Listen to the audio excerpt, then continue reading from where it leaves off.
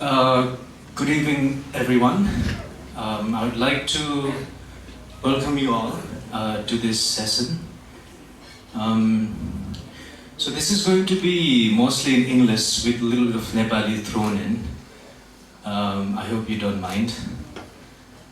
My name is Sabin Ningleku. I'm a researcher based in social science Baha. I'm also a member of Heritage as Placemaking, the research project. If one were to pick a few names to educate us about the urban history of the Kathmandu Valley, including some of the keystone issues that surround planning and governance as it relates to everything from heritage to the slum, one would have to pick Padma Sunder Joshi as the doyen of knowledge, who is the speaker for the day, and it is my honor, pleasure and excitement to be sharing the stage with PS Sir, as he's also popularly referred to as. PS Sir wears many hats. He was, for the longest time, he led the UN Habitat Nepal office from 1999 to 2010 to 2021. He is currently the Vice President of Madan Bhandari University of Science and Technology. He also serves as the advisor to the Lalitpur Metropolitan City Office. In the same capacity as the advisor to the city office, he was active in the 2000s to the Kathmandu Metropolitan City Office. Prior to which, he also served as an associate professor at the Pulchok Institute of Engineering, Tribhuvan University, Nepal's oldest and probably the largest public university, going by the number of students enrolled to the university. I often refer to PSR's words and wisdom to untangle many issues that surround us in the city. Like I said, he is as much of a practitioner as he is a bearer of knowledge. He has also, in the past, been an active member of, or in the common parlance, protesters in one or two critical movements that has shaped the trajectory of Nepal's tryst with democracy. In the most recent times, it's been a year perhaps, he's produced this fabulous book called Hiti Pranali, which in English loosely translates into traditional water system, of which we might touch upon as we go along. So without further ado, I would like to hand over the mic to you, and off we go. Thanks. Thank you.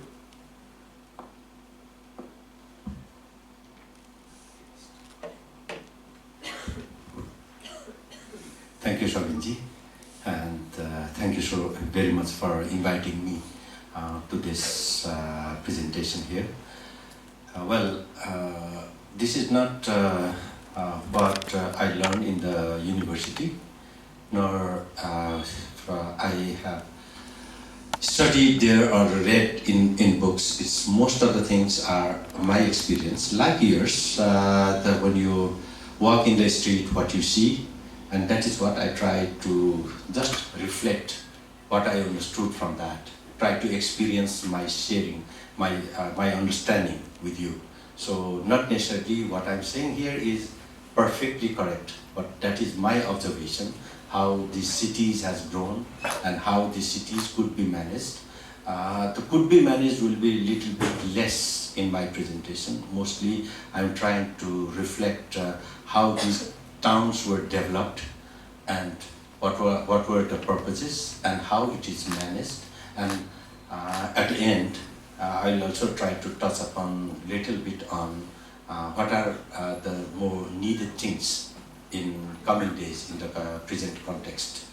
So as Sabinji said that I'll be speaking in English, but in the meantime there are several things that maybe I'll be more clearer in Nepali, right? So I'll be changing the things, so please bear with me. Well, yeah, he said that I used to be an associate professor, I used to be a teacher in Institute of Engineering, so I don't feel comfortable sitting here and talking with you like this. I'm not a storyteller. So I will rather stand up and try to explain the things along with the slides, with your permission. Thank you. Well, this is actually, these slides, actually I prepared a long time back. I was working on, when we are talking about sustainable cities, what kind of cities would be sustainable? To be a sustainable city, or in other words, somebody, as we also like to call it, an eco-city, then how that eco-city dimensions are there compared to what we have in these Newar towns. So that is what I'm trying to explain here. So several of those slides are more with this sustainable cities concept. So let me start with three basic areas or components of a sustainable cities. What would be the strategic framework? One is definitely a livable city. A livable city which is more about the place and people living there, the spatial dimension. That is what I'll be discussing. And second is a responsible city. How responsible are we with the environment, with the ecosystem that we are living in, the ecological aspect of it, and the place-making, the process dimension, and the third one is the participatory dimension, or the governance dimension, that is how making it vibrant. We all enjoy festivals, festivities. Every time there are so many things happening in the streets, but have they something to do with the city management? That is what the part I am trying to explore, the way the city that we observe, that we enjoy, that we live in. So that is what would be in my presentation. I'll be talking a little bit more on, being a civil engineer, more in that place type. Sorry, I'm sorry.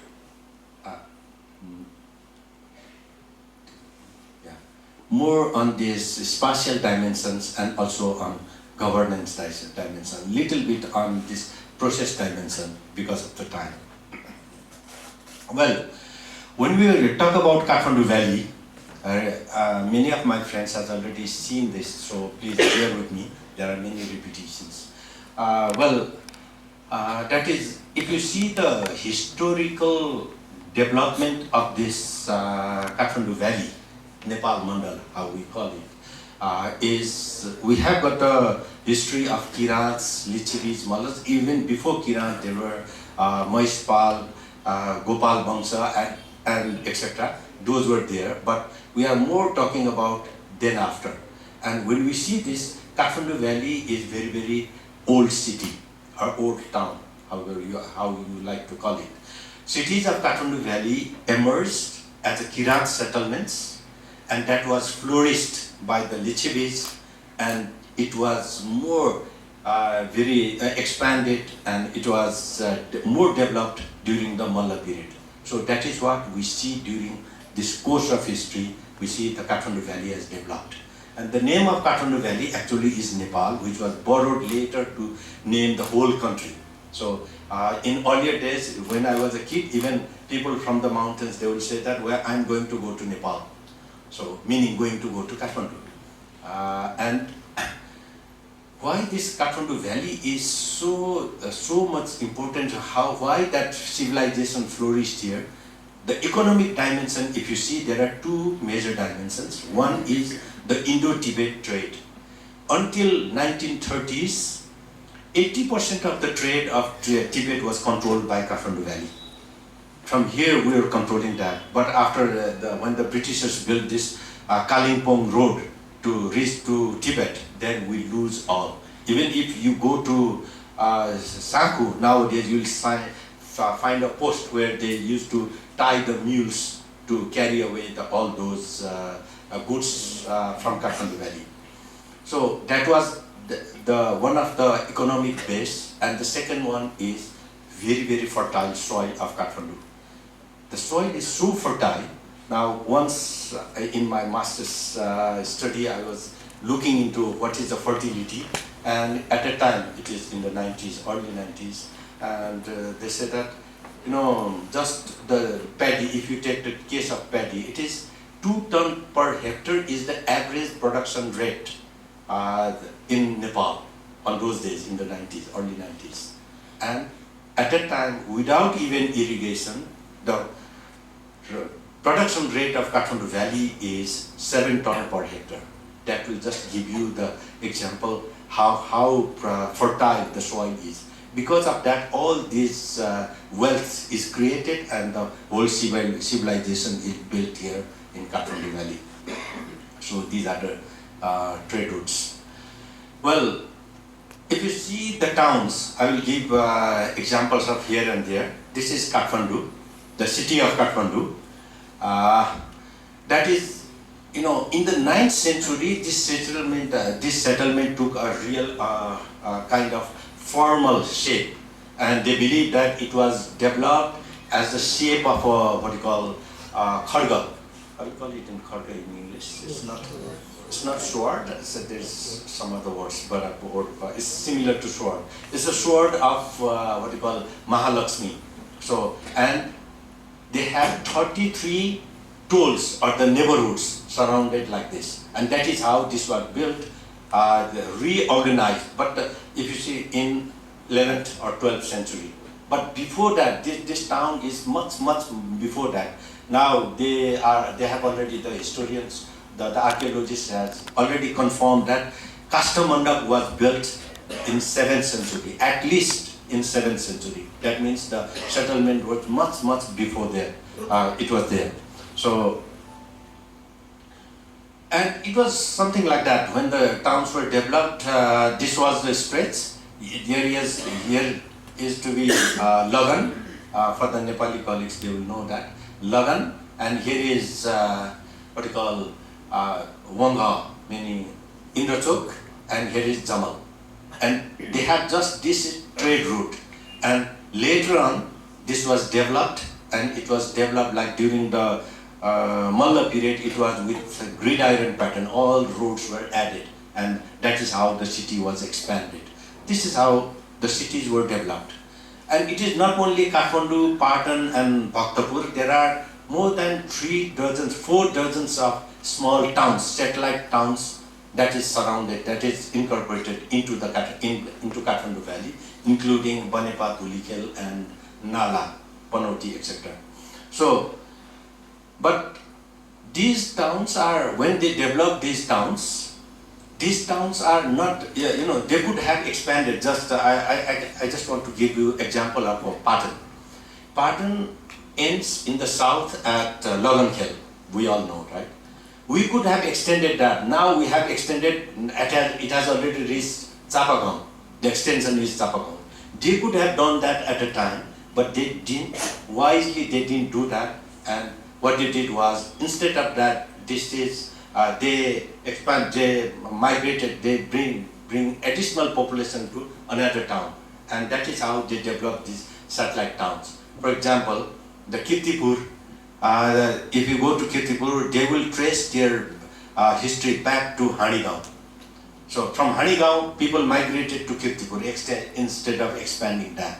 And instead of Lalitpur expanding, there are many people, almost half of the population in Timi are migrated from Patan, right?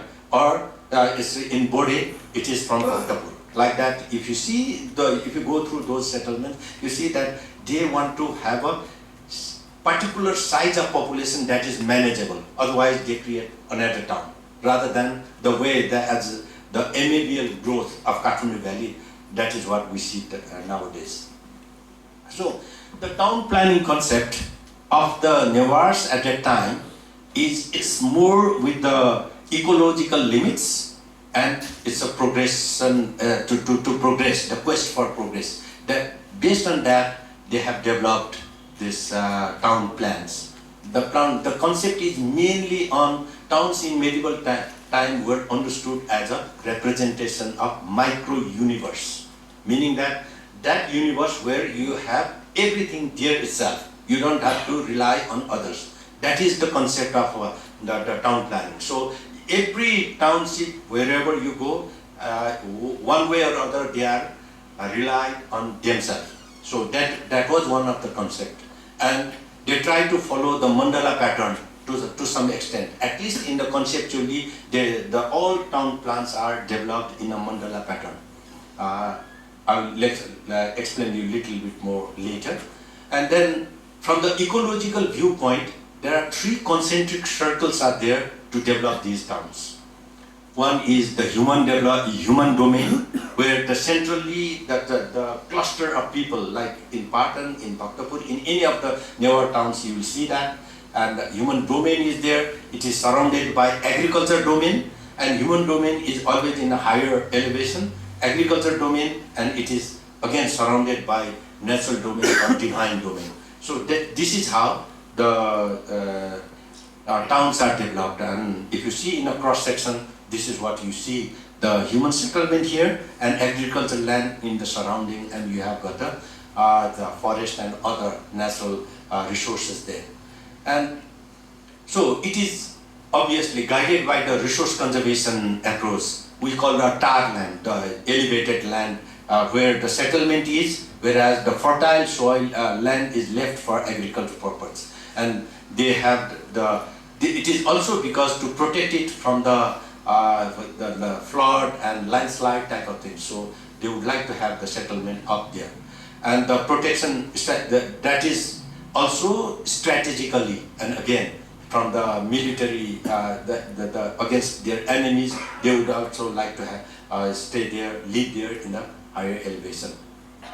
And that is why these are clustered settlements. When you have got a clustered settlements, meaning that you have to live closer to each other, definitely there is a new dimension. Qualitative changes are there. So what are those qualitative changes? And that is what I said, making the placemaking is happening. And to make it vibrant, then we add other governance factors. So, few of them I will just try to point out here. The integration of private and public interest for common benefits. This is the most important thing. You live in community, but you have got private things to be done. What is the demarcation between private and public? That is very much important. We don't know. It's nowadays what we say is, in my Lal Puja, in my ownership certificate, what is I have got Charana land, and meaning that this much of land and that is mine. No, in those days, that is not true. They have public in terms of private, within private they have got public things also. So, for effective and efficient resource management, these private interests are sacrificed for communal belief. Have you ever seen in other cities? I have never seen, but here, this is the property of a person, but this road, this walkway going through is public. You can't claim. You have got the Lal Puja, you have got ownership certificate of the whole land, but still, this is public, right? And this is the front of this house, this is actually private land, but they are so happy to donate that to make it public, to make a party. Nowadays, it doesn't happen. They would like to have a shutter on the shops there, but that is how, or a saga, if you see. These are the thing. And just to mention the 2 or 3 words here, these lands are again multiple use in a temporal use. In a day at time, in a single day, in 24 hours, the purpose is different, the use is different. And similarly, just try to explain 2 or 3 words here. Gola, Dranga and Pringa, these are the term from Kirat time. This is not Sanskrit, this is more from Kirat time, the settlements are called Gola, the Dronga and Pringa. This is a small scattered settlement, Gola, and then it takes a form of a bigger town, and then Pringa is a larger town, just like Khopringa, Khopa, what we say, what you call Timringa, like Tini. Those are the bigger towns. So that is how they used to distinguish, and later we used to call it Desa or De. Like nowadays, many people say that, okay, Khokana is a guy, Khokana gaon, खोकनालाई अचल चाहिँ गाउँ भनेर भन्छ हैन, बुङ्गमतीलाई गाउँ भनेर भन्छ, गाउँ पञ्चायत भन्थ्यो. Actually it is not village, it's a town. That is why we say in Newar language, what we say is khona de, bunga de. De भनेको देशको short form de हो. त्यसैले त्यसलाई टाउन भनेर बुझ्नु चाहिँ जरुरी छ. यो मैले म्यानेजमेन्टको एस्पेक्टबाट भन्दै छु. It's so important to understand that those are the towns. So yeah. So now let me talk a little bit more about this spatial function within the town. So within the town, placemaking in Newar towns is, as I said, there should be a demarcation between public and private. And what distinguishes, and that is what we call Pikhalakhu, this one.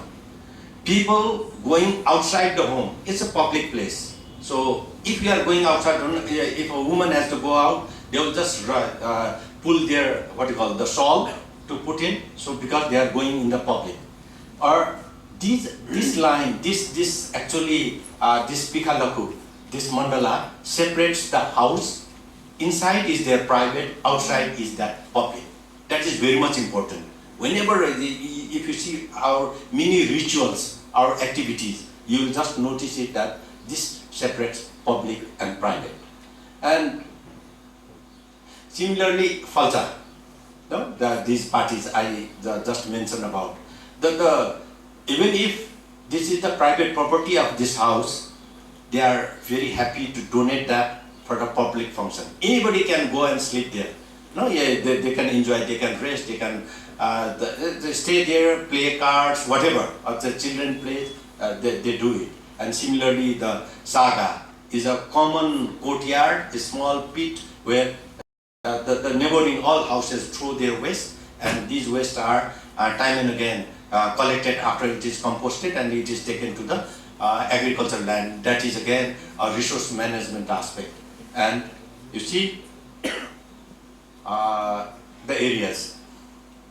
In the Newar towns, if you, I don't know, many of you must have observed that in our childhood, we never go to our friend's house in the upstairs. We'll just go to the courtyard and they'll oh, friend, come outside, we would like to talk. And our meeting room is there.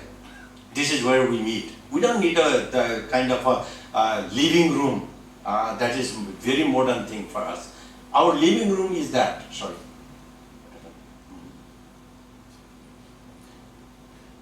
Our living room is there.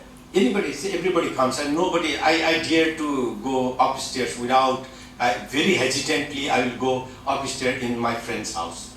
That's quite common because that's their private area, and this is our public area. So we don't need a big room, living room to meet our friends. And that is how that space is managed. And that is how, and otherwise, you see, all the people are just gossiping and doing that. The street space is already utilized so much, using the spaces. And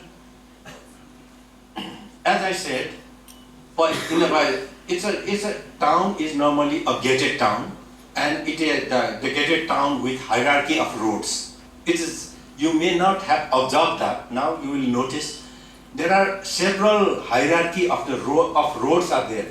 Like you see, this hierarchy is with the space that is in a hierarchy. The highest level is Darbar Square, or what we call in Layaku in Newari. Layaku is the highest order of the square, and then the market square, and then neighborhood square, and then you have got a residential square. And You will say, I will try to explain you why these are so different. You will observe that it's very interestingly, these hierarchy of the squares are being used for public purposes. Now, I have to give credit for this photo to our friend. Where is he? Min. Yeah, this is the photo from Min Bajracharya. So, this is Kathmandu Darbar Square. So this is Kathmandu Darbar. You see that several of it's a nucleus of the town, and all the festivities has to start from there or end there or cross there. That has to be done. That is why that is important. As a royal court there, that is why it is so important. And all major roads, major shrines are also there. एकदमै important मन्दिर हुन्छ त्यहाँ. त्यो मन्दिर चाहिँ एकदमै important हिसाबले हुन्छ. ल काठमाडौँको, let me ask in Nepali to my colleagues, what is the most important temple in Kathmandu Darbar Square?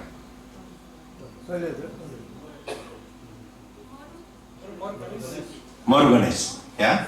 Taleju is there. Taleju is dedicated by the king. The king thinks that it is the highest and tallest and biggest and whatever.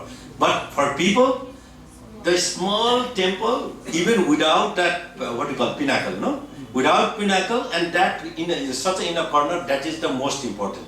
So in Newar culture, it is not important by size. It is important by belief. Wow, people respect that. So here also, you see all those things. And the most interesting, fascinating thing here is, if you have ever thought in that way, I don't know, you must have observed, you must have walked through this road several times, I don't know how many times. But if I walk here, when I reach from Mahan, when I reach to this place, what I see is I am just attracted by a big temple, Taleju temple. I see nothing. I am so much impressed with this temple. And then little bit I go, then I forget about temple and I will see something here, Mahadev temple, right? They call it Pashupati also, the Mahadev temple. And then once we cross the Mahadev, then comes the what you call the Kal Bhairav. You see Kal Bhairav, you see nothing, Kal Bhairav.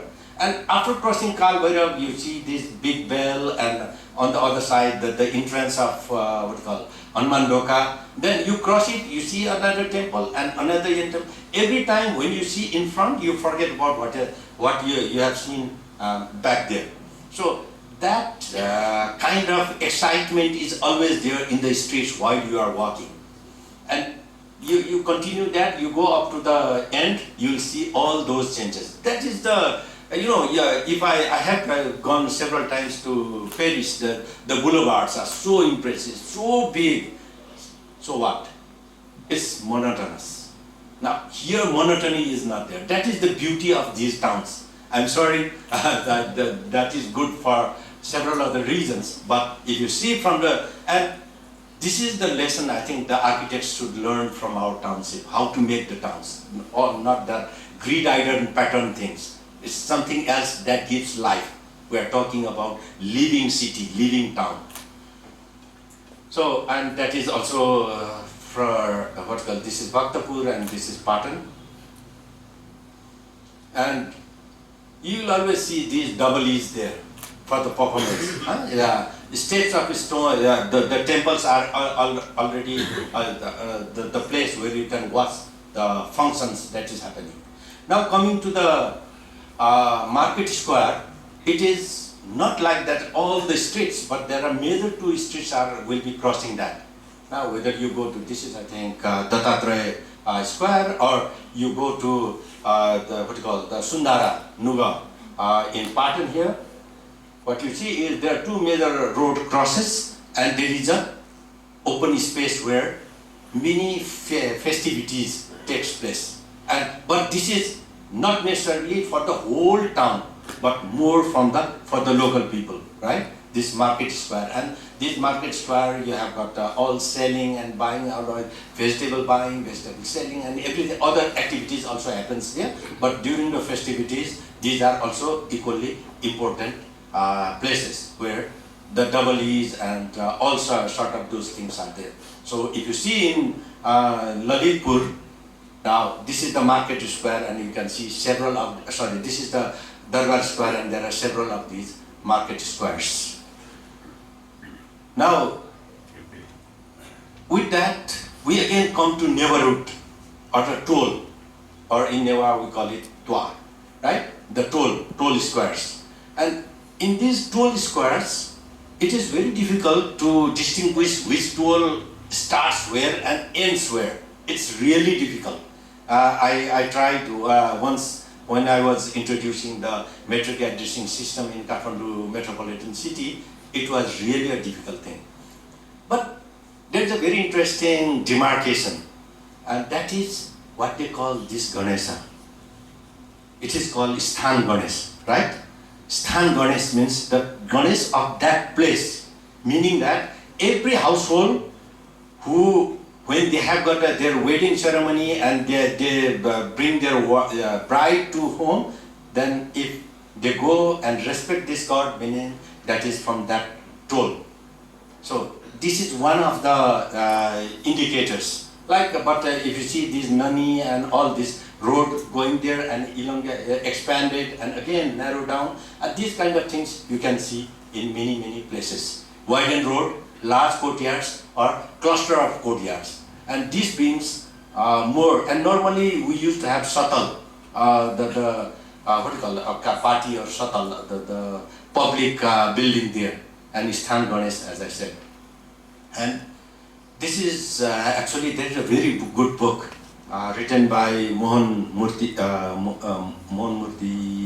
Pantha, and it's about Thimi. I borrowed that from that book, and he has tried to go each and every house and try to see who are living there and who belongs to which neighborhood and all. And these different colors shows that different toll or the neighborhood. And that is how this can be distinguished. Or I was trying to show you, even if this house is next to this, this doesn't. This house is next to this house, but this is another toll and this is another neighborhood. And there's so many things differs once that they are from the different neighborhood. Like, let me show you. Like this, the upper one is one neighborhood, and this is the middle neighborhood, and here comes the lower neighborhood. That is Marutwa, and this is Datutwa, and that is Inayatwa. The toll is different. The main road is here. The main road doesn't distinguish the neighborhood. So this is how the settlements are formed in Newar towns. Sorry. Oh yeah. And within that toll, we will still have what we call the residential squares, like this. So there are so many residential squares. And let me come to another type of public space that is so important, and which the cities in Kathmandu has lost quite a lot. That is what we call kyo or khel, or the open ground. Normally every city, every town will have their open ground next to it, and that open ground has a ecological responsibility to be fulfilled for the town. And this is just like, it's like a lung of the compact settlement. And in the earthquake of 2015, all people were living here. If this ground would not have been there, then we can think. It's not only these people, even since the such ground is not there in this expansion on the other side, in the eastern side, from Khatekula people were coming here to stay during the earthquake, because they don't have kyo. But in Kathmandu, they have this. And it is not only in Kathmandu, in Patan, you have got Javla Khel, you have got Lagan Khel. No, there are even this place. Where this building is? This building is in Bholakya. No? Bholakya is a kya. Actually, now we have encroached it and built this gigantic building. But this is an open space of that time. So, and the main purpose of this is recharging the ground. It's an open space, it's a grazing yard, right? So the recharging function, you normally find water bodies there. Here and there you will find the water bodies. And why this is so important is it is a part of the whole ecosystem. And now these are about the spaces. Now I will try to go a little bit on, not much on this resource management. Resource management, the agriculture is so important.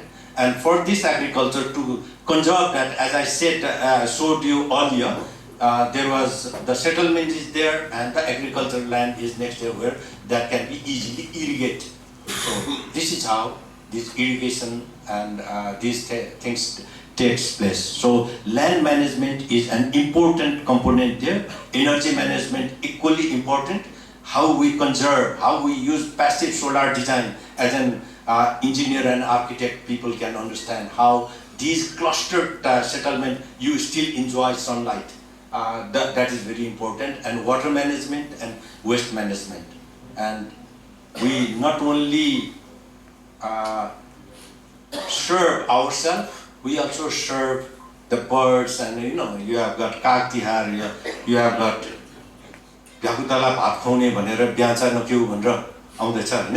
Even for the frogs, they have got the days in our towns that they offer food for the frogs because they support in the ecosystem.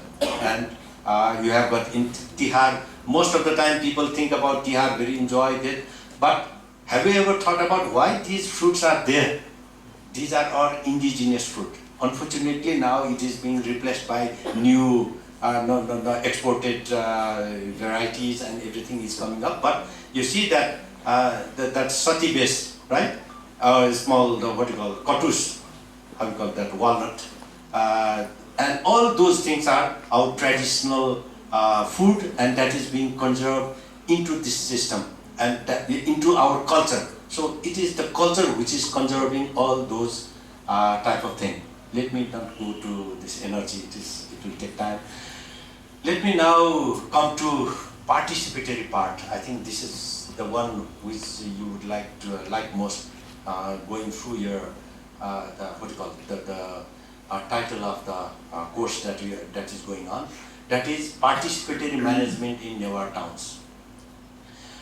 One problem with the Newars is they do not say things directly. Even if you are hungry, you will never say, I am hungry. So they will say that, okay, you want to eat something? No, it's okay. Then you have to force 3 or 4 times and they will say that, okay. I think it's a Nepali problem. So I think it is more with the Newars, right? Without that, they will not say, even if you are hungry, they will say, no, it's okay. So, but they do not only that, there are several other cultural practices that you don't say directly. If you say that, okay, go and do this, then, oh, you are ordering me. But if you say something in different way, oh, you will be so happy to do that things. And that is where the festivals comes in, public management. First is, beliefs are converted into rituals to manage public goods. The beliefs, right? Second is, volunteerism is not sought in operation and management. Voluntarily, oh, you're so happy, I would like to contribute. They do that, but that is not sustainable. That would be the one-time job. So, to make it sustainable, volunteerism is not sufficient. That is what the Newars understand. And third is, community feelings are developed and maintained as per the service level. I'm talking about as per the service level. So I'll talk about that service level little bit later. And then competition and enjoyment are knitted into the duties and responsibilities. So there are competitions, you perform as a competitor, but you are doing something else, right? You are serving the community. That is what is inbuilt in the Newar culture. And of course, when I say belief, this is an example. This is a handwritten, the sketch from the handwritten book where you see these 2 hands saying that you are not supposed to open inside this. And that belief is so strong, people say that if you go inside, They have given this for a good reason. They are saying that because this is so complex structure, don't open that. That was the meaning. But what they do is, since that hand is there, there is a belief that, okay, if I open, I will I will die vomiting blood or something like that, right? So they never dare to open it up. Like that, those kind of beliefs are being built in the community. Or you see, this is a handwritten, this is a, how you call it, Tamrapatra, copper script of Alcohiti, where it's written that you are not supposed to do this and that, and everything is written. And if you do that, the serpents will get angry. Basuki Nag will get angry, and you will be losing everything. Yeah, and you will have that sin not only for this generation, for 5 generations, something like that. So, and people believe that, and they do not do bad things or incorrect things. And one king did it. That is what I'm trying to show you. One king did it. The story goes like this. You know Pratap Malla, Nepalese guys, they all know Pratap Malla from Kathmandu. And he wanted to conquer Bhaktapur, and he went to Bhaktapur and he started fighting with the Bhaktapurians. And then, but he could not get inside the wall. It's a walled city. And he tried and tried and tried, and after 3 months, he was so fed up and he gave up. And when he was coming back, he destroyed the pond, and there was this what you call Joshi. I don't know how you call it in English. This kind of post was there, and on top of post there was what you call the sculpture of what you call a Naga, and that he took it and came to Kathmandu. Many people think that Pratap Malla built Rani Pokhari because to please her wife, right? And why her wife was in sorrow? Because her 2-3 sons were dying, one after another. And to do that, while he's building Rani Pokhari, is actually, he destroyed the pond in the Siddhapuhu and took all these things, and this is in Kathmandu Darbar Square. He put that, he looted this, and now he erected here. Then when his son, one after another, start dying, he felt that, okay, the thing written here is pretty correct. So I should be, I should do something good for that, and that is why he built Rani Pokhari. So these beliefs are so strong, that is what I'm trying to say. Well, now talking about public management, there are 3 levels of management. Family level, community level, and state level. Let me go with that. At family level first. So, at utilizing the belief system, right? Nag Puja, pleasing the serpent, Chema Puja, these are a very common thing for the Newars. And not only for the Newars, many of the Nepalese, other ethnic groups are also practicing that. But I give you my story.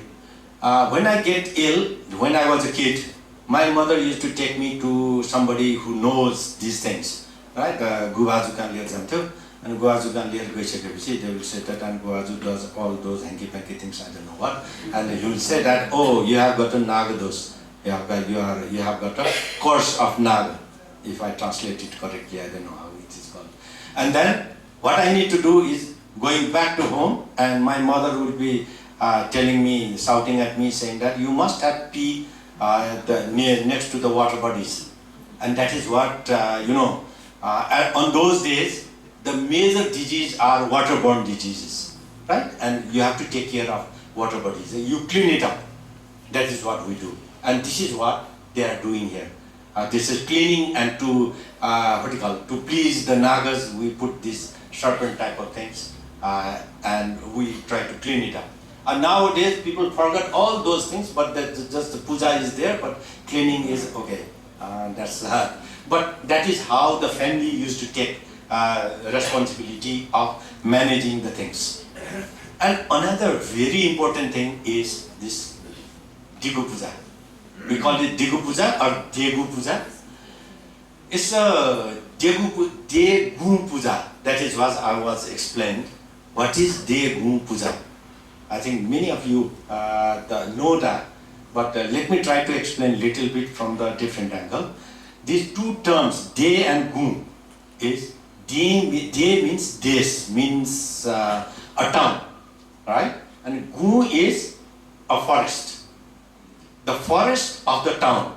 The puja that happens in the forest of the town. So Degu Puja is every caste, every clan will have their own Degu Puja. And that Degu Puja, that is normally a ground, a water body and a surrounding area. Like if you go to Tunikhel, if you go to Lagankhel, if you go to any of the khels, you will find those kind of things, right? And there, actually this puja is, in my understanding, is nothing but conserving these areas. You are not supposed to do anything there. You go, you pray, you worship and you come. And when you do that during the driest month of a year, and you go there, you do that. And you are not supposed to construct anything. The god, you know, the Newars are so good in making sculptures. But in their own Degu Puja, they do not have sculptures. They will have just a stone from a river.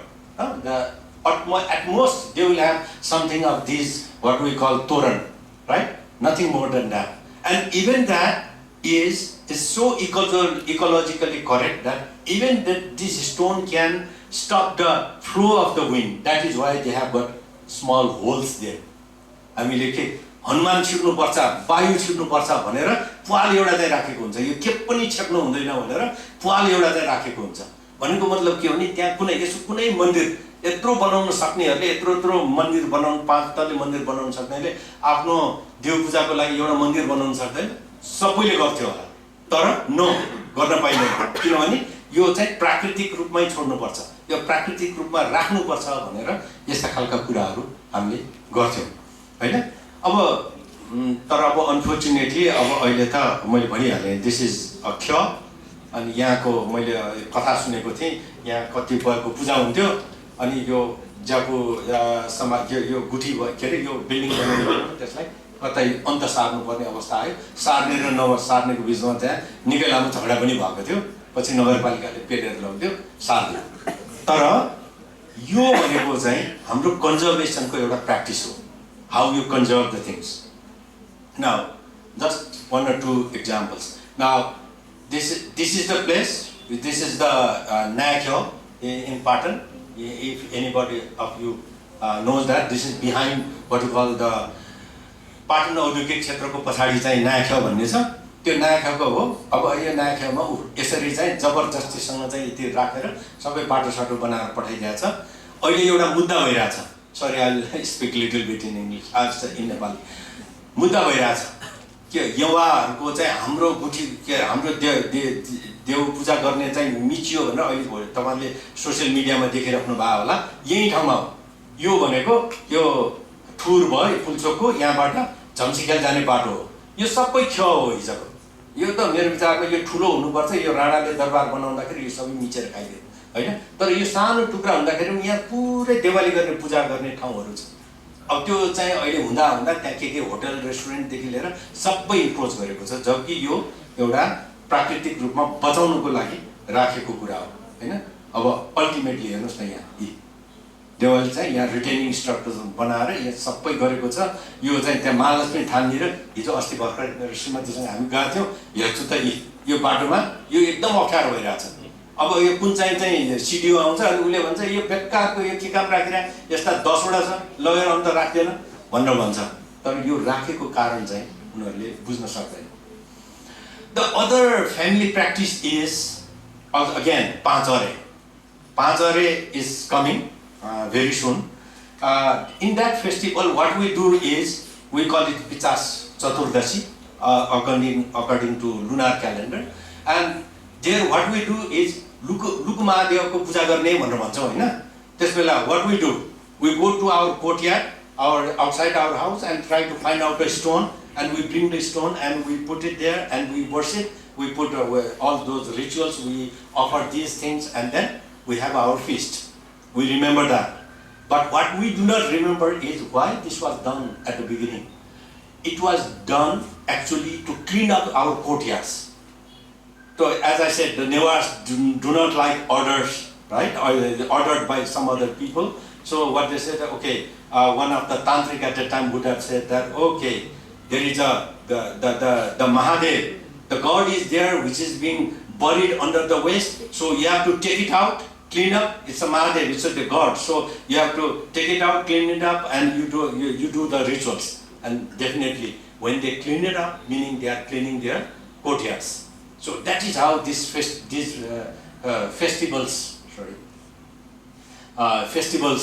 come up to clean up the area. And now coming to community level management, place to make community living. To make a community living, as I said earlier, falcha.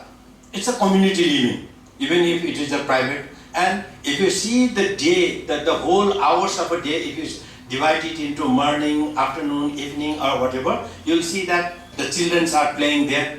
And after some while, when there is a sun, the elderly will be there basking there, sitting in the sun, as you see everywhere. You will not see in any of the cities in the world, as far as I know. I have been to many cities, but you don't find these kind of places where people bask, people talk, and it's a private land given for the public purpose.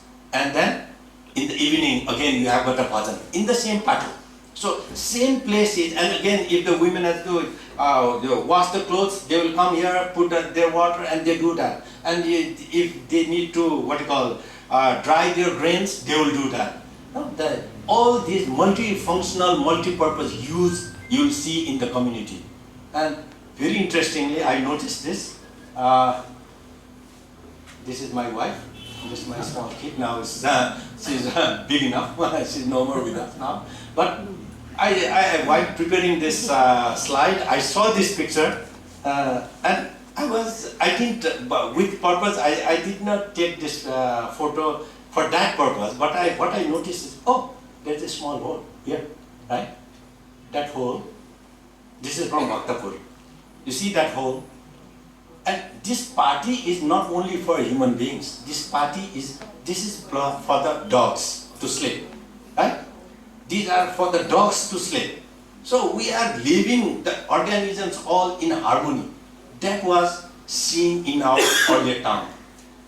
And you see that this is from coconut. So every courtyard, every place, people are playing, working, whatever they need to do, all things are done in public. So Newars are famous for doing things. It's a public space management is so important.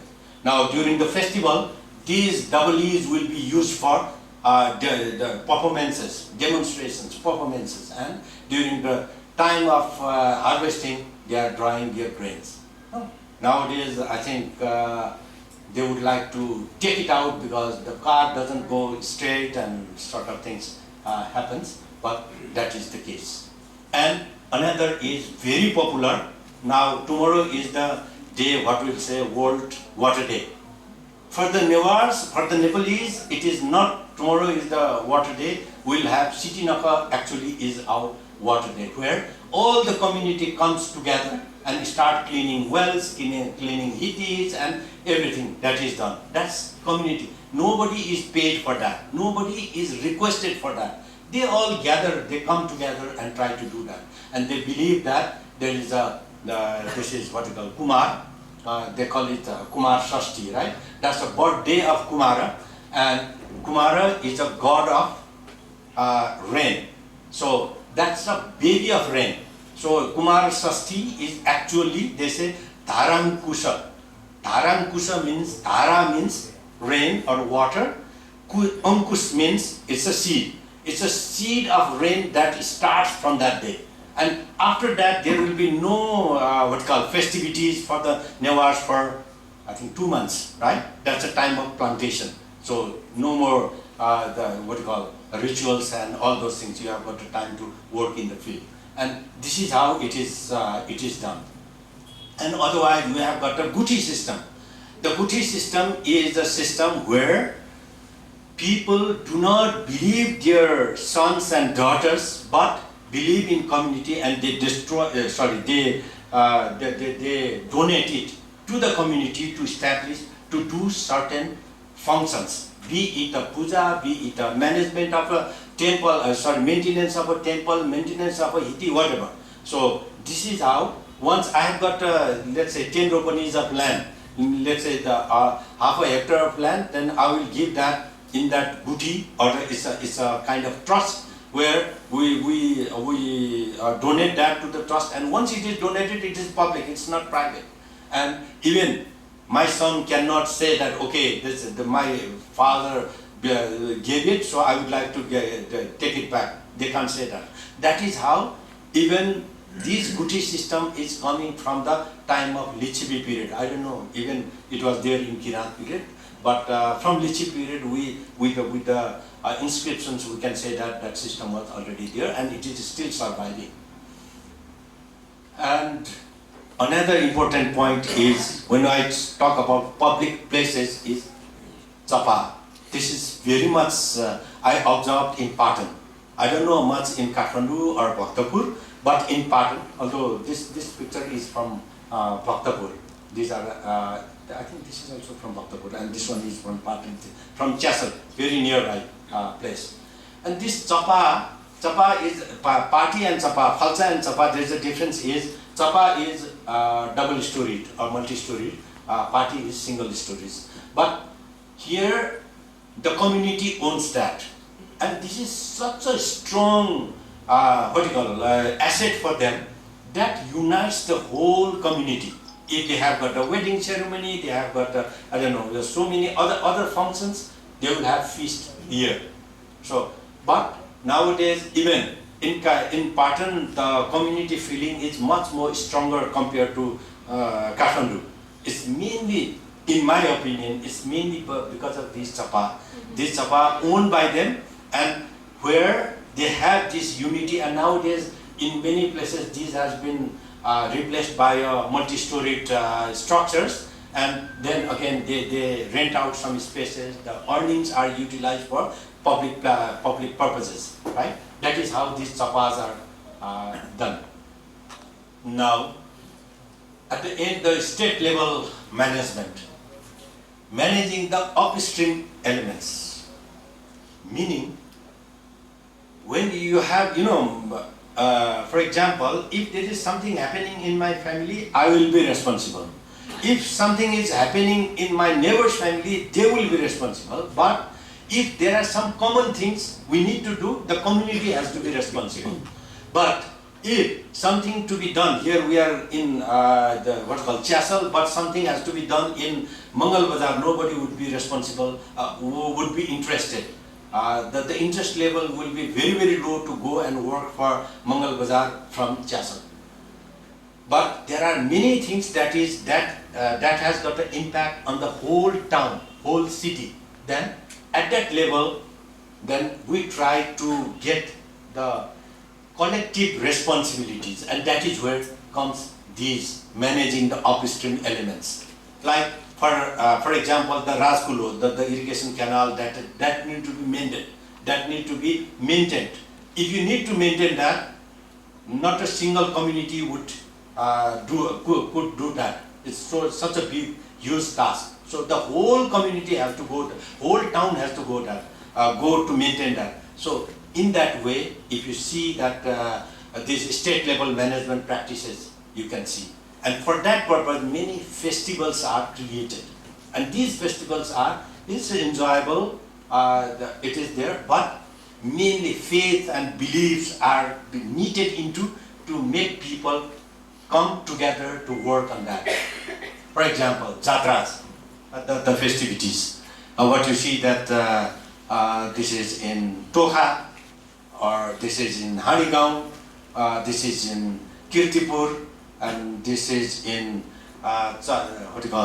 in Banepa, and this is in Kathmandu.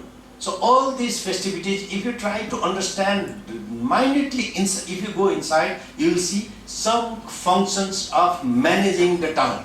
As festivity is there, you enjoy, that is different. But in the meantime, you enjoy the thing. And not only that, for that purpose, there is a belief that our towns are protected by Ashtamatrikas, the 8 mother goddesses, they protect our town. And to do that, we have got, this is Thimi. In Thimi, we have got, not only in Thimi, in Patan, in Kathmandu, everywhere it is there. I'm just getting an example of Thimi, where we have got 8 goddesses, right? 8 goddesses in 8 corners of the town. And these, they believe that these goddesses protect us from external enemies. And we do have internal enemies also, like diseases, the fight between within the family or outside with the neighbors. And those kind of things are taken care by these goddesses. So they have these temples outside, their shrines, and they also have their dyochen inside the town, and where they also worship. So every god will have their temple outside, goddesses will have temple outside and also a shrine inside the temple.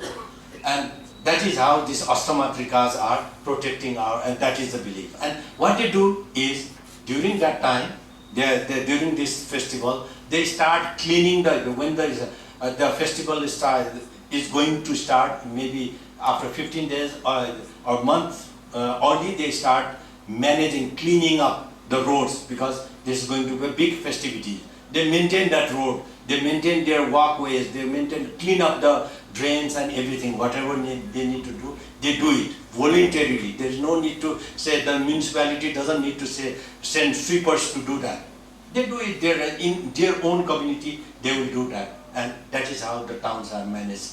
And you see, this is very interesting, that they go with chirag, with the torch. They have got this evening or night festivals. They go in 3 o'clock or 4 o'clock, they have to go to the temple. So they go with the torches, right? It is not only managing the city, it is also protecting the city. On those days, there is no paid armies, regular armies were not there. All the youths are the armies. They used to have fight with another community, another town. So this is a kind of rehearsal of those fighting.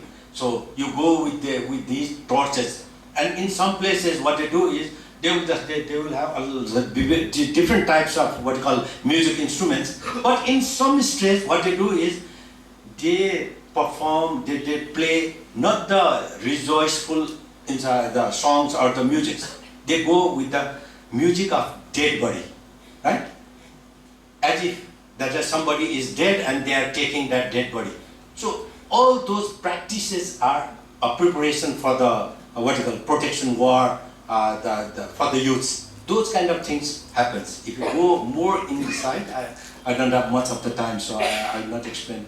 I can't explain much on this. But that is how the towns are managed. Okay, okay. So that is what I said. Annual cleaning and weeding and seldom visited outskirt area. Otherwise, they do not go there. So for these festivities, this is then maintained, and maintenance of walkways, trails, and the temples, and all those infrastructures. They do that, and they bring people together, and they forget their differences. This is how is just giving you an example again of the thing of that 32 chariots. Do you know what are those these chariots? Which gods are there? Almost all of them are Ganesha. Meaning their Sthan Ganesh. The 32 tools are there and 32 Ganeshas are coming there. Meaning that they have to come up with their chariot. And there is a kind of competition among the chariots, who go fast, who go with a decorated this chariot and everything. There's a kind of competition. To do that competition, these people has to talk to each other, right? In their neighborhood. In the neighborhood, it is because of the neighborhood, always they will have some kind of small things and issues, and they fight, and they don't speak to each other. But these festivals bring them together. Otherwise, they can't pull this chariot by themselves only. So they forget about differences and they come together. They will say uncle, they will say, oh, my cousin, or whatever they have to say, and they start coming in this chariot. That is how the community is organized. And similar thing is there in Kathmandu with this Upako, or in Lalitpur it is Mataya or Neku Jatra. It is hosted every year. In Neku Jatra is organized, the responsibility is taken by one toll to another toll. There are 8 or 10 tolls, they take responsibility. And what does that mean is, every time if my toll is taking that, then I will try to do the best possible to have this Jatra very much successful. To do that, we try our best. And that kind of competition is so good for the city management that you don't have to say anything.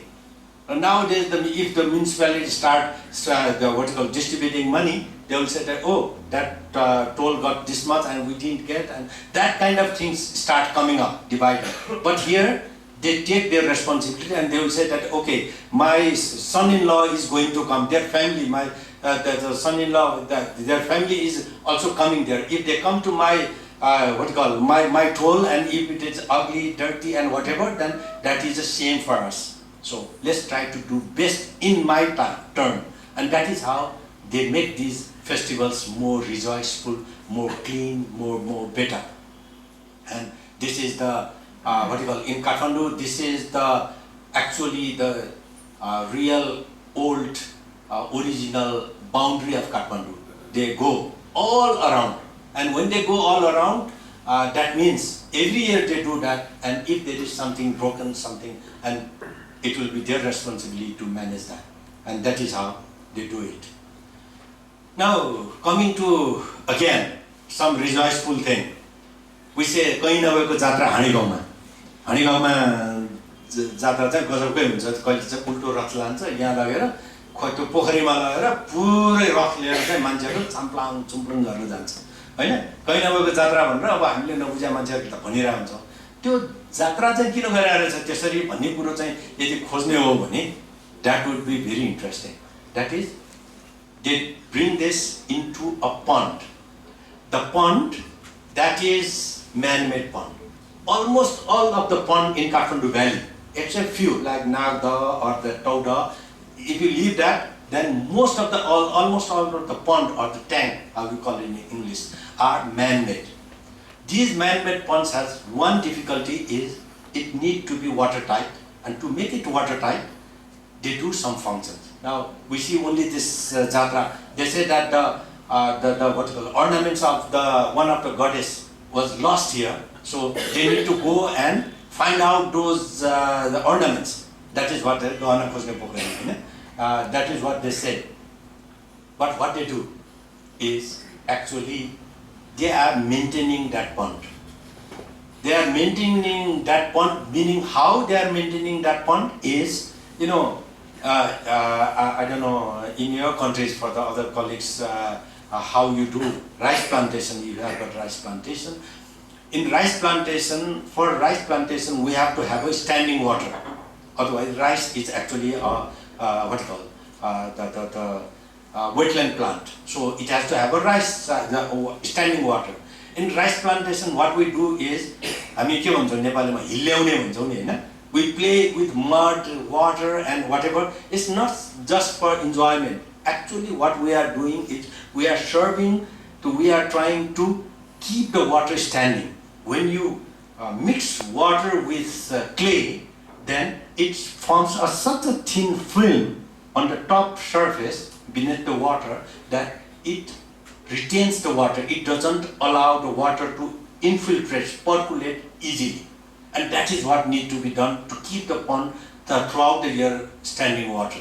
And that is what they are trying to do. And not only that, in Kirtipur also they do that during the time of Gai Jatra. And this is from what's called Hari Siddhi. In Hari Siddhi, they do this. They say that from Phulchuki Mai is coming down, and they say that Vasundhara Mai is coming up, and these are the senior most people of Hari Siddhi, and this is called Japuhu. at the center of the town. And in this pond, first these old guys swim in, and then they allow other youths to swim in, and they swim from all directions. They mix the water in such a way that after all the pond is stagnant, and then the water is retained there. And not only that, here this is again in Kisipidi. If you know Kisipidi, on the way to Thalkot, you know Gurjudara. Next to Gurjudara, there is a settlement which is responsible for taming elephants. So it is their town. What they do is they have a different story there. They say that the Lakhe need a blood of blood of a chicken or a rooster. And what they do is 1 or 2 days before, there is a Kapali community who comes and they stabilize the pond, and they are not supposed to touch the water until the Lakhe comes. And on the day of Gai Jatra, the Lakhe comes, and they were sacrificed with this two rooster, and their blood, when it is poured into this pond, and it is allowed to touch the water, and all the youths, they jump into the pond to swim, and that is how they manage their pond. And same thing is here in Mataya. You go to Prayag Pokhari, right? And they say that you have to cross that pond, you have to enter into the pond. That is what they say, because there's like I don't know how to translate in English. There's a Baitarini Torne, Kolagi Kyabada Janaporsa, not Piapuku Janaporsa, and you Piapuku, unfortunately, they have now plastered and done all hanky-panky things there, but still, that is how people are moved into the pond to manage that. Okay, there are few others in Kokana, in Timi, in Bori, and there are many other settlements they have with these kind of things. And if in Bhaktapur, on the Gunpuni, that is the full moon day, the Janepune in Nepali, what they call. On that day, full moon day, they go to wash 9 hitis. They say Gupu hiti sike gujatra, and all people goes to visit this, meaning that maintaining those hitis. And in Kathmandu, Sundara, many people think that we all were taught in the school that Bhimsen Thapa built this Sundara, and that is not true. That is not true. I can give you several other reasons, but here it is. In Maru there are the Manandars are there. The Maru Manandars has to go on Baishakh Egate, the first day of Baishakh. They go to Basundara and pray there. They worship there and come back, and they take bath in this hiti, and then only they can go back home. That is how it is. The intangible heritage is, intangible practices are protecting these things. And there are many. I will not go to all this, but there are annual, triennial, 12 years festivals of water management, water shrine, visiting these water shrines are there. Like Kumbeswar festival here, Lutipuni in Palaju festival, the full moon day in Baishakh, and similarly there are many like triennial in this Matsegaon, and similarly 12-year festivals in Godavari, Panoti, etc. And among that, the largest is the festival of Bungadeo, of Machendranath Jatra. And in this Jatra, what they say is, this happens in Baishakh Jet. It's coming up pretty soon, and in the spring, in the dry period. And in that dry period, what they say is, to start this festival, all strategic pond, it need to be filled with water. And during the dry period, how can you fill water in a pond? It's not just possible. There is no rain. But what does it mean is, as I said, the Newar doesn't say directly. What they mean is, you clean up the canal that is bringing water to these ponds, so that people from this Nuga, from Sundara, and all people goes up to Dholaiti to clean up every year. They used to do that practice was there until this ring road was constructed. Now after ring road, they have already not practicing those practices anymore. But that is how people are mobilized to manage these festivals. And they are given, it is so participatory. There is a day the women will pull this chariot, and there are several other, each and every caste and creeds in this town are involved in the making of this festival. So that is how this festival is a very longest festival also, and people believe on that, they enjoy, but in the meantime they manage their towns and cities through this enjoyment. Last is again is the what you call, when you have these festivals and this, but you also have auditing. Did you did well or not? Right? That is very interesting thing. The auditing of the festival. You know, auditing in the government.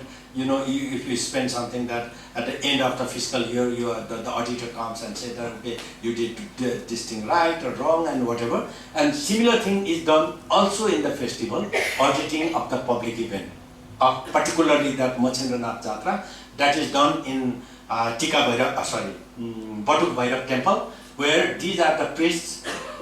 The priests, they do what they call the Mangsahuti Yajna, and in that Yajna, they have this guy is there's a pot in his hand. There's one pair of fish is there, and there is, if you see, there's a small cage there. Inside the cage, there's a pair of birds are there, right? Pair of bird is there, and he says that okay, I have done my best to make it successful. I haven't taken any personal advantage, whatever. He tells in front of this temple, and ultimately he said that this year the festival was quite successful, and whatever here in a decorative words he has to say, he will tell that this is the head of this priest, and he read it out, and then once he read it out, and that is that the bird is left, released to send that message to the heaven in the sky, and the what you call this, the fish is left in this pond. Unfortunately, this is the what you call enclosed one. This is going to be rebuilt again. That's a good part of it, but it is released to send the message to the what you call underneath the earth. I don't know what is the term in English. The पातालमा चाहिँ खबर पठाउनको लागि छोड्ने चलन छ। र लास्टमा what went wrong, what we learned. के भयो त? यत्रो सबै मैले कथा भने अब के भयो त भन्दाखेरि something went wrong long time back. It's not today. And the first thing, in my opinion, is something done during the Sahar dynasty, particularly the Ranas. We have got that conservation concept, the concept of town, making town, that you live in a cluster, leave the agricultural land, and these guys, these rulers, they started making a big plot of their palaces, and they destroyed the ecological concept of the system, the whole township system, and these all palaces, you know, they started encroaching. How big are they? I have calculated, I forgot the size, but whole Thimi town can be incorporated into Siଂhdarbar, that big. Siଂhdarbar is as big as Thimi town. So you think about the people who can live there, and a prime minister at the time can live there. So this is the problem, and at present survived as a ritual, and many of those understood as superstition. So okay, these are the superstition. Yeah, रूढिवादी कुराहरु यस्ता खालका कुराहरु गरेर के गर्ने भनेर हामी जस्तो young generation चाहिँ we think that this is a stupid thing. My mother is doing, my grandfather is doing, but we don't try to understand what exactly the story behind that. And what I'm trying to, these lectures, what I'm trying to tell you is, let's try to understand what is the things behind. There are superstitions are also there, but let's try to find out how that can be managed in the present time. This is one very good example. I don't want to lose. I really would like to tell you, Ghode Jatra. We all know Ghode Jatra just happened few weeks back. And no, it's coming up, right? Sorry. It's coming up.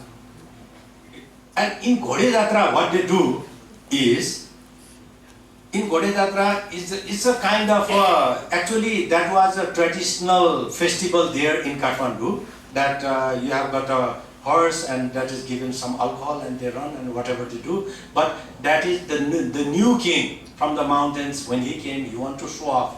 And what he did is he used all his regular army to show off the strength. And they organized this whole Jatra.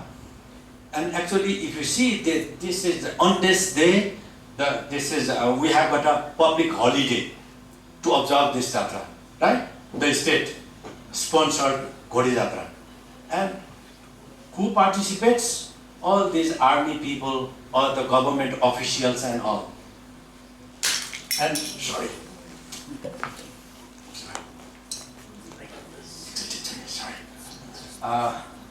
But next to it, there is another Jatra. That Jatra is again Pahachare. The same time that is happening. That one, the state sponsored, next. And you see the people is sponsored. All people are participating there with this red cap, yellow cap, green cap, I don't know how many caps are there. And these people they have got their own chariot and they take their goddesses in the chariot and run here and there. They enjoy, they rejoice, they take part.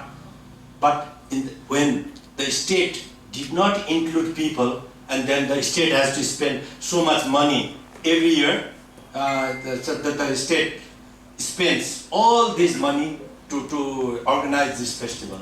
And what I'm trying to say is participation of people is so much important in city management. And if you do not make them participate, that means you lose it.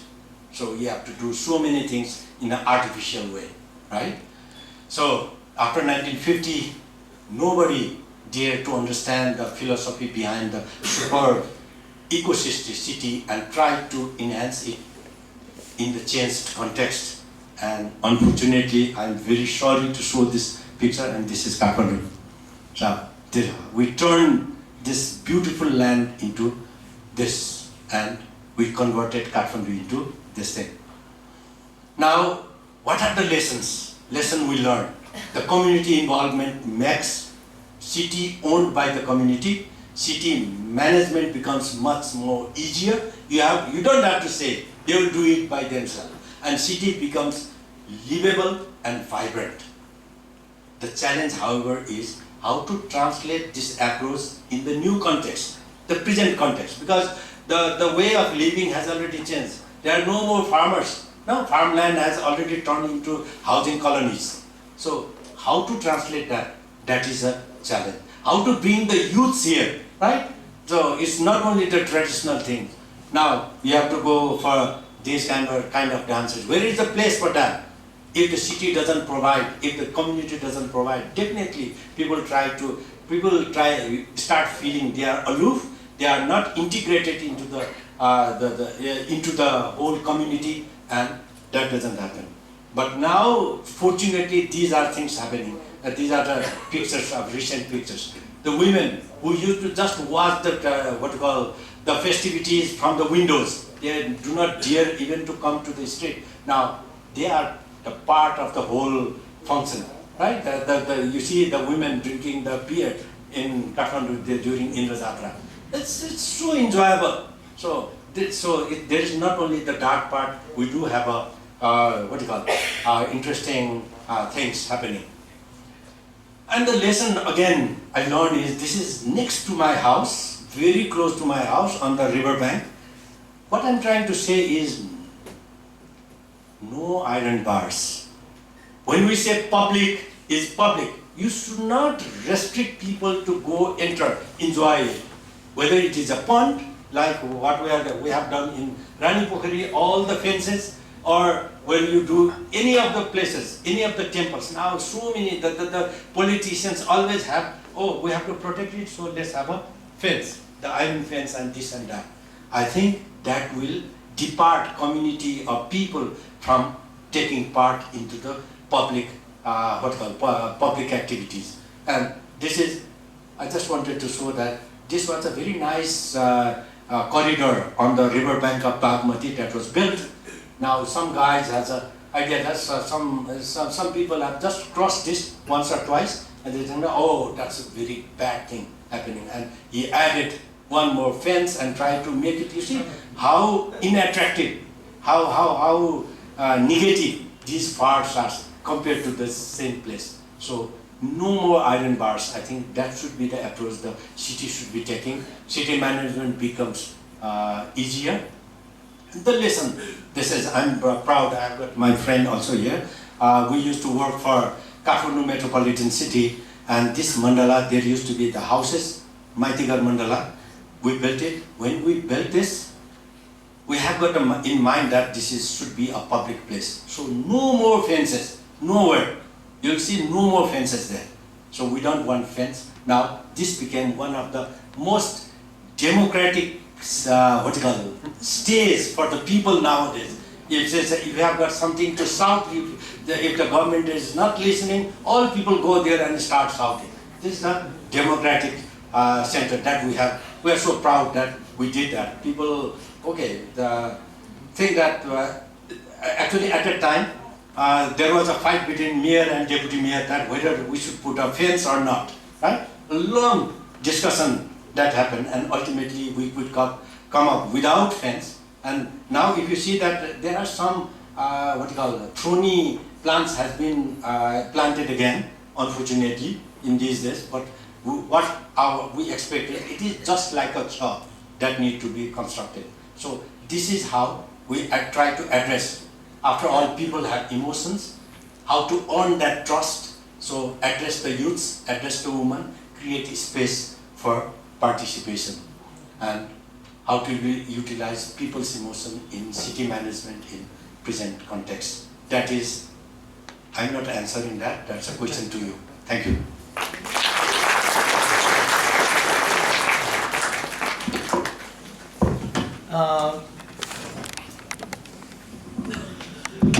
Well, thank you, PS sir, for that excellent telling of history, and as it encounters the present time as a matter of both conflict and continuity.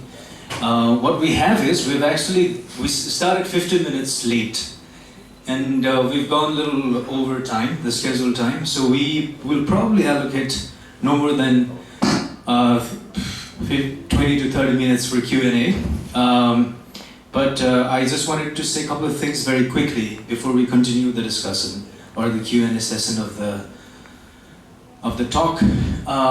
This is both a public lecture, and this is also part of the ongoing International Spring School, which is part of the multi-year research project called Heritage as Placemaking. Itself a collaborative project between 4 different institutions. South Asian University in Delhi. We have Cristiano Brosius from Center for Transcultural Studies, Heidelberg University. We have Stephanie Lotta from School of African and Oriental and African Studies, SOAS, University of London. The Executive Director, Deepak Thapa from Social Science Baha is here. The Spring School is envisioned, designed and delivered by Monica Martin from Heidelberg University and Benita Magaya and Mona Lisa Marzel from Social Science Baha. While you come up with questions and thoughts of your own, in keeping with the theme of the Spring School, I would like to ask a question to PS sir that could sound tricky, but I hope it is both philosophical and political. Given the nature, the length and breadth of your presentation, the question is, could we conceive of Newar town, whether that is Kathmandu, Bhaktapur or Patan, as a theatre? And if it can be conceived as one, as a theatre, what is the theme or name of the dominant performance that is at play, the dominant one? And how is the theme of the performance itself is changing over time throughout history? coming to the present time. And if we were to identify some of the critical performers in the play, who or what would they be? And how is the identity of these performers themselves changing over time? So those are the three somewhat convoluted questions.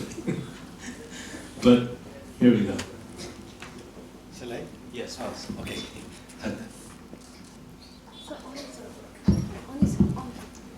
Oh, thank you for that. Such a difficult question. Actually, I don't have answer for that, but I try. Well, you know, as I see towns every time, like a few days back, not even last week, right? We have this samyak here. Every 5 years that happens. The whole pattern was enjoying with that samyak. So all people are involved.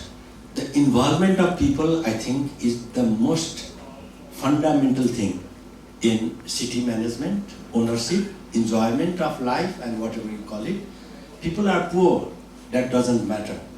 But if you can smile, you can enjoy the thing, that is the most important thing. Now, the city, whether you talk about Kathmandu, Patan, Bhaktapur, you call it Techo, Thachi, Thali, Timi, whatever, all those names, you'll find their places for performance. No? The stage is already prepared. The only thing is you need to act. And to act, you need to mobilize people. As I said, don't order them, so okay, you go and perform this. That's not going to happen. You try to create the thing, they will definitely do that. So it's a performance is always there.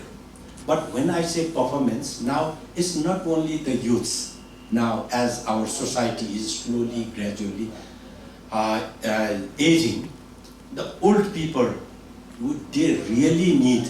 I will tell you one story about one of my relatives who lived in Lalitpur, in Patan, near to the,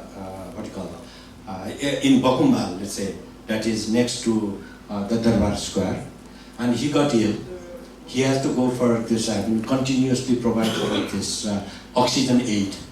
And this big oxygen cylinder bringing inside is so difficult. He has 3 sons and 2 of the sons are living outside the town. And because the oxygen cylinder is difficult to bring oxygen cylinder inside, he was moved to one of his sons' place. And he lived there. Every day he is asking, when am I going to back to our old house? Every day he was asking, and it was not the situation. And for months and months he could not come back. And one day he was a little bit, you see, very much recovered. Very much, I don't know how you call it in English. एकदम अनुहारमा पनि तेज आएको, एकदम मजा आएको.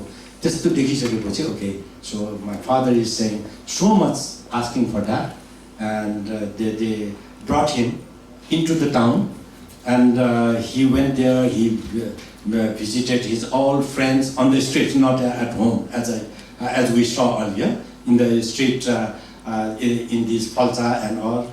They stayed, they gossiped, they talked, and after 4 or 5 hours staying there, he was so happy.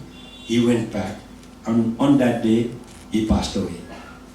You see, the feeling of people, of the place is so important. Now, if you respect that feeling of those communities, that is very much important. And that I'm talking about the communities, I'm talking about the age group of the late, right, the old ones. I'm not talking about only those. You people, myself included, if we have those kind of rejoicement in this town, then I will expect the same in the coming years. So let's combine that youth and the old together into the town. Let's have a performance that is related to them. That could be in the music, that could be, you know, the bhajan that we do in the evening. I think that will make the city rejoiceful. And I think, I don't know if I answered your question or not, but that is what I feel about the towns. Thank you. So now it's yours. Please feel free to ask questions, but I'll say this in the interest of time. Try to keep it short and try to make it precise. I'll take 3 questions at a time, and I'll start with you.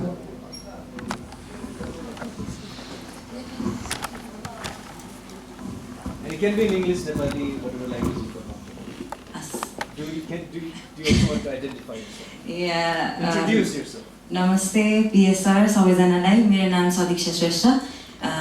Good evening, everyone. I'm Sadiksha Shrestha, and I'm an architect and urban planner. Sorry, I was so I had to go somewhere else. Right now I had to be heading home right now, but PSR presentation, it is always so interesting, and I couldn't leave it. And I always had this question about Newar towns and plannings. So I'll try to keep it short. So all the Newar towns are not much Newar now, because there's gentrification in every Newar towns right now. Kathmandu, be it Kathmandu, Lalitpur, Bhaktapur, or even the satellite towns. So due to this gentrification, do you think that the placemaking can only be of those cultural activities, historical that rituals and the traditions that we follow, or there can be some other activities or some new or noble approach in those placemaking? Thank you. That would be my question. So let's take the second one from over there, and then there's a third question out there. Far out, to the left.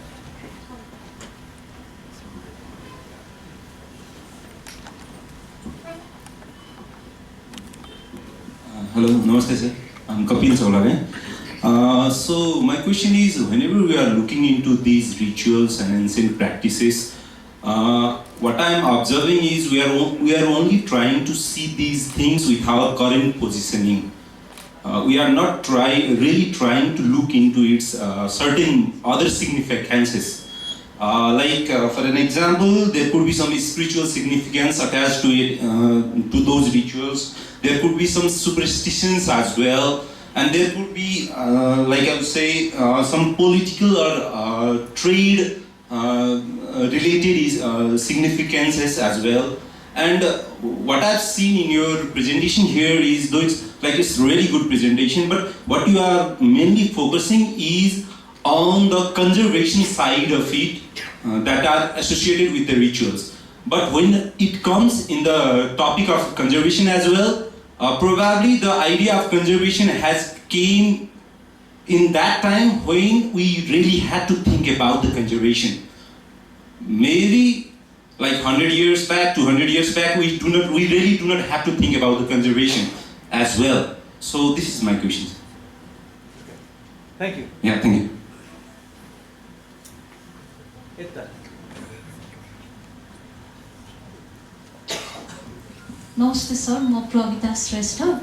And my question is, I have very kind of belongingness for Falsa Sotal, and त्यो कुरा यति धेरै मजाले बुझ्न पाएँ that I have always admired Falsa Sotal and those private public spaces. But what I have also been noticing is, I will give 3 places of examples. इटुम्बाहालबाट हामी north देवी जाने बेला एउटा ठ्याक्क कर्नरमा there is a kind of, I don't know should I call it फल्सा सतल anything, त्यहाँ चाहिँ अब खानेकुरा इटोरी जस्तो बनाएको हुन्छ, we pick it up and we go. अनि अर्को यही हाम्रो पाटनको सौगलमा पनि छ नि, त्यहाँ चाहिँ हाम्रो स्विट्सहरू मिठाईहरूको हुन्छ, त्यहाँ बनाइरहनु भएको हुन्छ भने. अर्को चाहिँ इट्स इन बाखा बजार ठिमीमा पनि, त्यहाँ चाहिँ अब नेवारी आइटम्सको त्यो पसलहरू सञ्चालन भइरहेको हुन्छ नि. सो are those places like definitive यो नै यसको लागि पर्पस हो भन्ने हो कि, as like you said in your presentation कि these are the places for public purposes भनेर, but they have been kind of captured नि त. Is it that the context had changed कि, is there something that I am missing out? Okay, so stop here and then we'll go for the second round. Thanks. Okay. पहिला हाम्रो सदीक्षाजीको question चाहिँ gentrification, that is really a challenge. And When I say challenge, I'm also in the middle. We can't go behind, so we have to look forward. In that context, when we talk about festivities, I have written one article on this Indra Jatra. What I was saying there is, जो मान्छे इन्द्र जात्रामा रमेको छैन त्यो काठमाडौँमा जमेको छैन। इन्द्र जात्रामा रम्न नसकेको मान्छे काठमाडौँमा जमेको छैन। उसले बुझेकै छैन यो न्यारहरूले गरिरहेको छ त्यो किन भन्नु पर्यो। आउन पार्टिसिपेट गर न। You should open up to make them participate. That is for the Newar community, but for other community, they start understand and respect to participate. Both things has to be done. Let's not limit it ourselves, because now we can't stop. Okay, you are from mountains, you go out, you can't do that. So it's a different culture. If it is different, then you have to provide space for that. Having said that, we really need to think about this gentrification, particularly because of this economic dimension, right? Financially, it is more. सबभन्दा बढी कसले पैसा दिए त्यसलाई घर बेचेर हिँडिदियो, अब बस्ने मान्छेले बुझेको छैन, अनि त्यसपछि अब आउँछ त्यो गुला पुनीमा चाहिँ बिहान बाजा बजाएर गाउने 4 बजेदेखि मेरो निन्द्रा बिगार्ने भनेर ढुङ्गा हान्न गर्छ हैन। त्यसैले त्यो एस्पेक्टलाई चाहिँ वास्तवमा कल्चरली कन्जर्भ गर्नको लागि टुगेदर छलफल गर्नु पर्यो कि यही गरौँ भनेर रेसिपी चाहिँ मसँग नखोज्नु छैन, तर छलफल एटलिस्ट नगरपालिकाले त गर्नु पर्यो नि, वडाध्यक्षहरूले गर्नु पर्यो, टोलको मान्छेहरूले गर्नु पर्यो। कसरी बसाउने त, उसको प्रब्लम के हो त हैन। उसको गाडी नै त्यहाँभित्र छिर्दैन, ऊ कहाँ म यहाँ बस्ने भन्छ भने उसलाई त्यहाँबाट 10 मिनेट पर चाहिँ गाडीको चाहिँ कुनै पार्किङको व्यवस्था पो गर्न सकिन्छ कि हैन। There was one time when the people who migrated from outside, from the downtown to, from the core area to outside, they wanted to come back when there was so much of insecurity outside. I'm talking about during the time of the Maoist insurgency. They wanted to come back because they are not feeling so safe. But in your town, what happened was, in one of the place, there was one, I give you the example of the place, Nyakhachuka in Patan. Many people know that.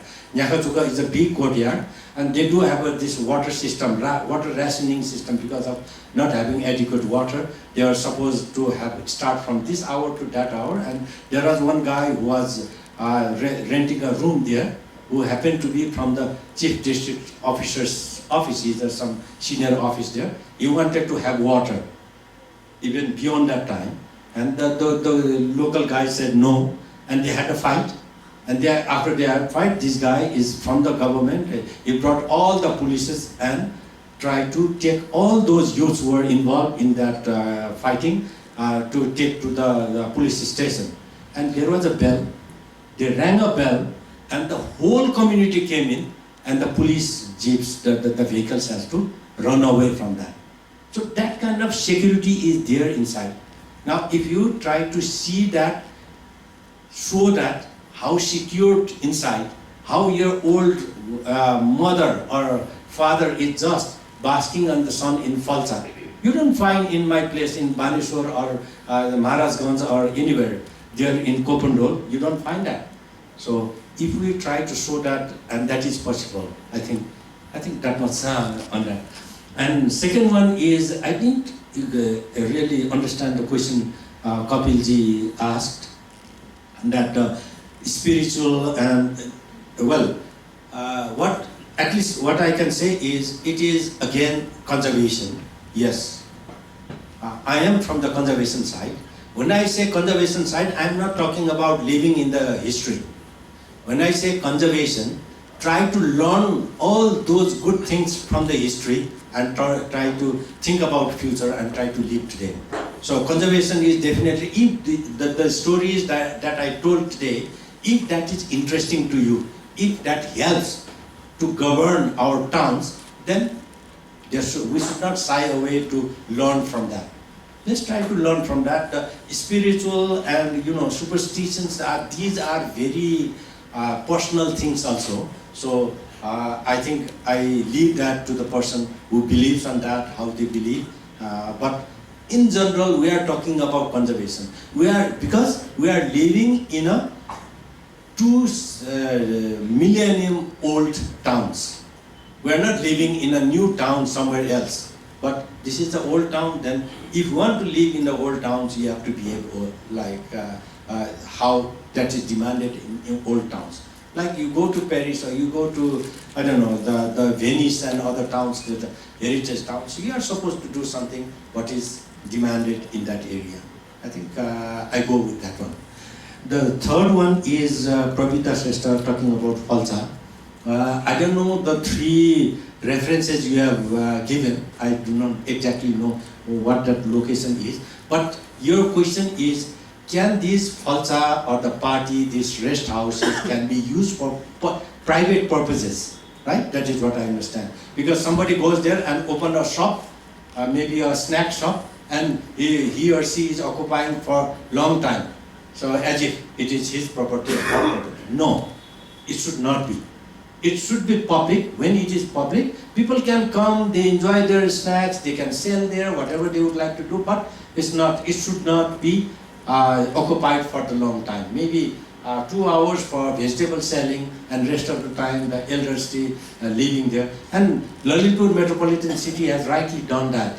If I recall one of the news few months back, that from Sundara to Tongal, all the falsas which were occupied for selling, vending the goods, they removed that and saying that this should be a falsa.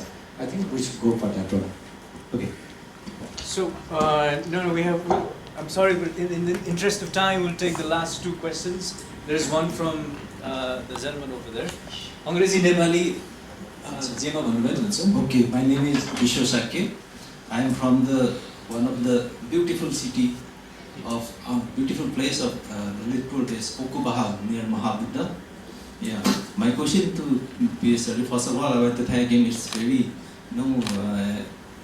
good presentation.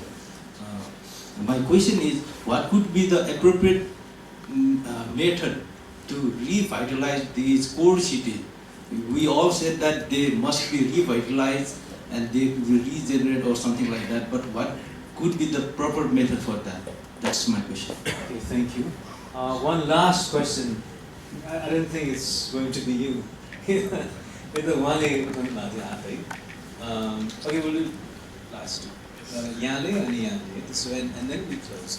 I'm extremely sorry. Thank you. Namaste. I'm Suraj Kanal. First of all, I will thank PSL for this wonderful presentation. Before going to my actual question, I want to make a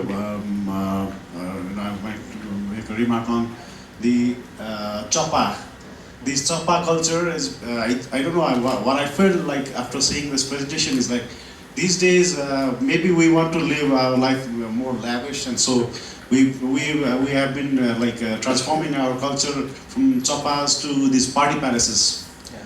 So that is, I think, for the conservation initiative, it has to come within us by ourselves. So I'll go to my question. I was expecting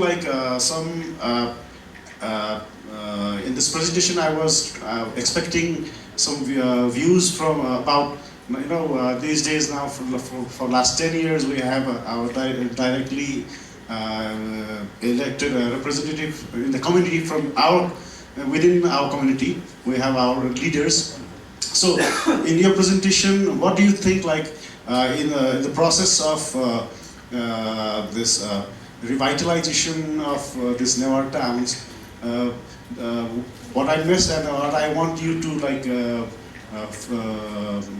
state your opinion on what should be the proper role of these directly elected representatives within the community. What they can do for these state managed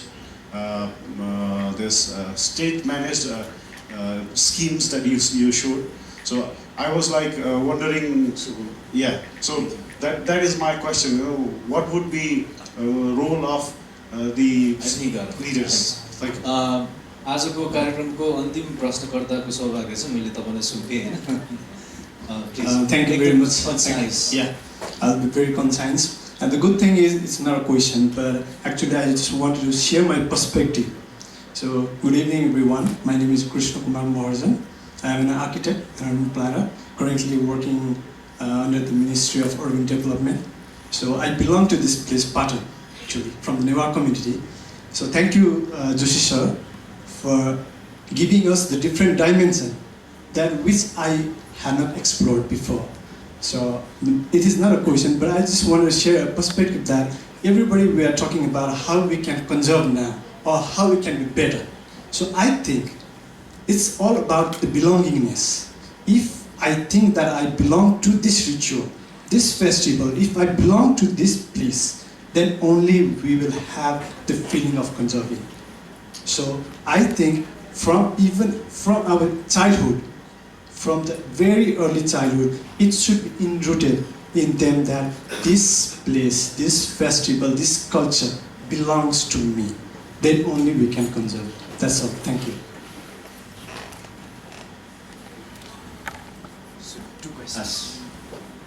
दुईटा question छ एउटा चाहिँ विश्व साक्यजीले उकुबालबाट proper revitalization method I think revitalization, one of the big challenges the cities that are the early town is facing is overpopulation. You know, in 1969, Kathmandu Valley Physical Development Plan was prepared. At a time, the designer, the planner suggested the government that this is overpopulated. So this needs to be corrected. You need to move the population outside. So this town needs to be conserved. 1969.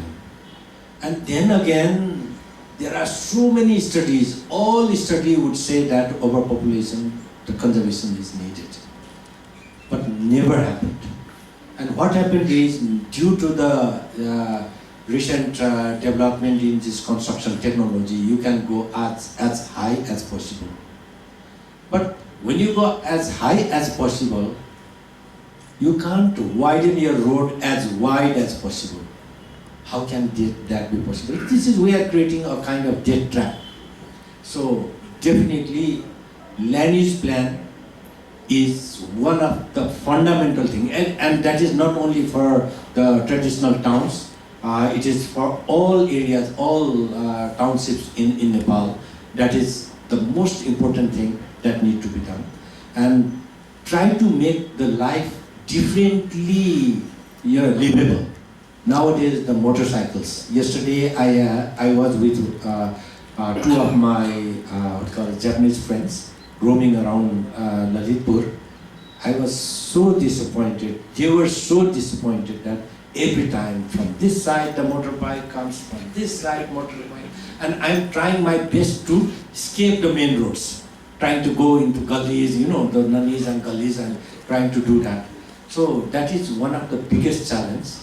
So try to see if you want to revitalize, meaning how to reduce that pressure in this area. But there are many other things that can be suggested. There is one very important thing that need to be done. Second question is from Suraj Khanalji about the process of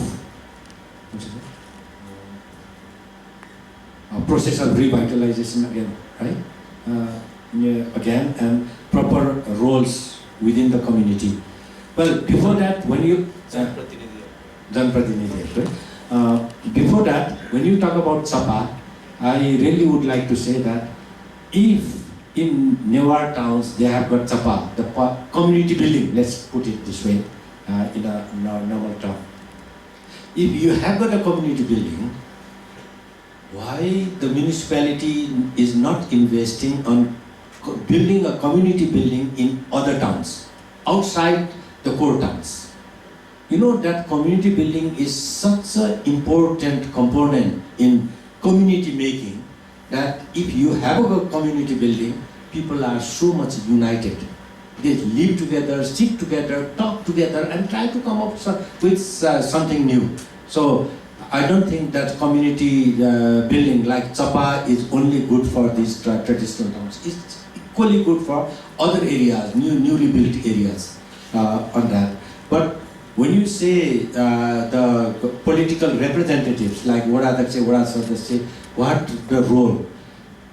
They are doing, in a way, one very good thing is revitalization. To some extent, the public space improving part they are doing. But my suggestion would be more, let's invest on community, not the structure. They are more interested in making falsa, making this, making that. But the Guthrie is being destroyed, right? People are migrating out. How to keep them? Let's invest. If the Nagarpalika says, the municipality says that, okay, I want to invest on this, then if it is a construction thing, they will immediately approve it. And if it is going for the Guthrie or for a certain sort of tradition, conservation of tradition, training dance or the music instrument, okay, we need to think, so much money for that? But if they talk about the falsa or hiti or somewhere paving the road, they will be much more happy to do that. I think they need to change it, invest on people. So it is more important to invest on people than infrastructure.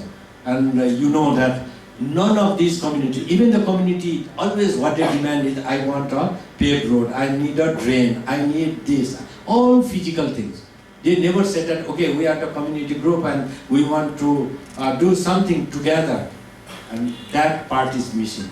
I think that is important part missing at this point of time. Thank you. So, thank you all for coming. Unfortunately, we have to call it a day in the interest of time, and it could be raining outside. On behalf of the Spring International Spring School team, I would like to, as a thank you note, I'd like to give this beautiful bag with a beautiful book by Niels Gustav inside called The Rock and Stone. Here it is. Thank you. Thanks a lot. Thanks everyone. Very, very धन्यवाद.